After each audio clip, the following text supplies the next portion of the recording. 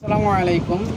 প্রিয় দিনী ভাই বোনেরা, আমার এই আশেপাশে যে ছোট ছোট পাথর দেখতে পাচ্ছেন, আল্লাহ তাআলা এই সমস্ত পাথর কীভাবে যে দিয়েছেন, আল্লাহ তাআলা কিন্তু বর্ণনা করেছেন যে আল্লাহ তাআলা পাথরকে, আল্লাহ তাআলা এই যে বড় বড় আমার পিছনে যে পাহাড় দেখতে পাচ্ছেন, এই সমস্ত পাহাড়কে আল্লাহ তাআলা পেরেক স্বরূপ গেঁথে দিয়েছেন, যেন এই পুরো পৃথিবীতে যে ভূমি রয়েছে এই ভূমিটা আমাদের নিয়ে নড়াচড়া না করে।